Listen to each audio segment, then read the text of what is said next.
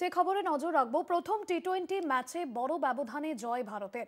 হার্দিক পান্ডিয়ার দুরন্ত অর্ধশতরান all-round performance অক্ষর প্যাটেলের।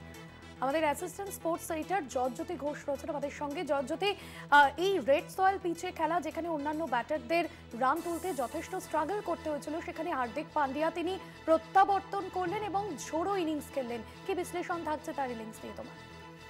দেখো ভাস্বতী, এটাই স্পেশালিটি হার্দিক পান্ডিয়ার। যেখানে গিয়ে সবাই থেমে যান, সেখান থেকে শুরু করেন হার্দিক পান্ডিয়া। আজকেও কিন্তু তেমনই হয়েছে, যখন ভারতের ইনিংস ৭৮-৪ চারটি উইকেটের পতন হয়, সেই সময় হার্দিক পান্ডিয়া একা কুম্ভ হয়ে লড়েন।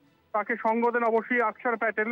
তবে হার্দিক পান্ডিয়া স্পেশাল। কেন হার্দিক পান্ডিয়াকে ত্রুপের তাস বলা হয়, সেটা কিন্তু আজকে আরো একবার প্রত্যক্ষ করলো কটকের বারাবতী স্টেডিয়াম।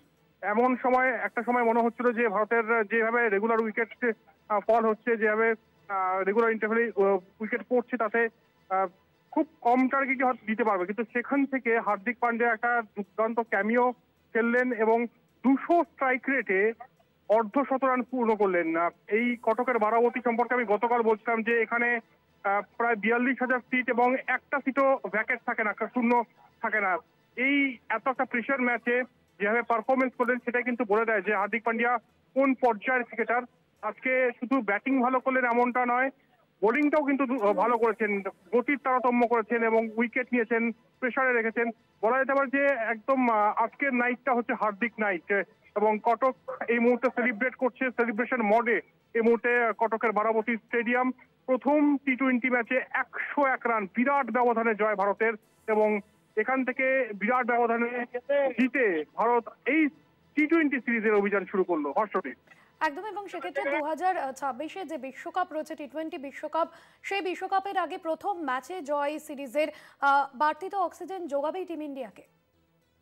অবশ্যই। দেখো, 2026 টি-20 ওয়ার্ল্ড কাপের কথা গতকাল ভারতীয় দলের অধিনায়ক সূর্যকুমার যাদবকে বলা হয় যে এগুলো কি ড্রেস রিহার্সাল। তিনি একটা কথা বলেন যে 2024 টি-20 ওয়ার্ল্ড কাপ জেতার পর থেকে কিন্তু প্রিপারেশন শুরু হয়ে গিয়েছে। মানে ব্যাপারটা এরকম নয় যে এক্সাম চলে এসছে, 7 দিন আগে পড়ে সিলেবাস কমপ্লিট করে দিলাম। তাই এটা একটা লং প্রসেস এবং সেই প্রসেসের এই ম্যাচটাও একটা অংশ, যেখানে বেশ কিছু খামতিও দেখা গিয়েছে। ভারত অবশ্যই বড় ব্যবধানে জিতেছে, কিন্তু খামতিগুলো হচ্ছে শর্ট সিলেকশন। সূর্যকুমার যাদবের এই বছরের এভারেজ, আমি যদি ভুল না হই, 15। তিনি কিন্তু আজকেও ব্যর্থ হলেন। তিনি ক্যাপ্টেন, তাকে অ্যাডেড রেসপন্সিবিলিটি নিতে হবে। একই সঙ্গে শুভমান গিল একটা র্যাশ শট খেলে আউট হলেন।